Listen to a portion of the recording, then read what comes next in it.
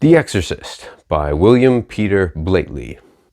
A young girl is possessed by the devil. Her mother, who is an atheist, is very worried and takes her to all the doctors and specialists, and there's nothing they can do, and they eventually have to turn to the Catholic Church and a couple of priests to root out the devil that has taken over her body. I've never seen the movie, but it's such a classic, I had to give the book a try to see what the story is. Anyway, I was actually very impressed with the writing style, conveying a slow sense of dread. I think it's well written, and I think it develops well. It starts off slow, and then things get worse and worse, and you have the scientific debates. The radiologists talk about what could be wrong with her, and the psychiatrist talk about what could be wrong with her. And in the end, you know what's really going on, and you get to the final scene where you have the priest who is questioning his faith, confronting this demon. I think there's a certain optimism in these kind of stories because if there's a devil, then you know that there's also a God. You know that there's goodness and light that's opposite all of this darkness and evil.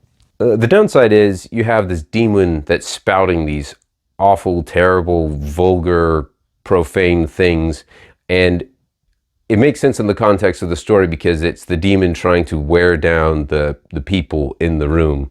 One character in part of the story brings up that it's not about the person who is possessed, but it's about everyone else that they're trying to drag down. The extreme profanity fits into the context because it is wearing down the other characters, but the problem is it was also wearing me down at the same time. Like, about halfway through, I really just didn't want to finish this because it's just so overpoweringly unpleasant. But I decided to push through and see how it turned out, and it was redeeming in the end. I really liked the ending. I don't think you could have ended it in a better, more optimistic way than how he ended the story. So I was glad of that. And overall, I think it's a solid story. It works.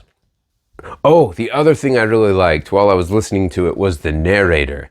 I thought, this guy is so good. He has this low, unsettling voice, and the way he's doing the people's voices I thought was really good, from the girl to the mom to this director with a British accent to the demon. Like, it was so spot on.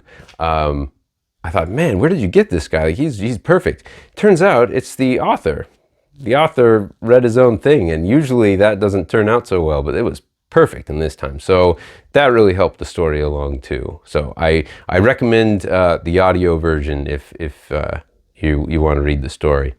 It's hard for me to recommend it at all though, because it is heavy and overbearing, and I don't know who I would recommend this story to.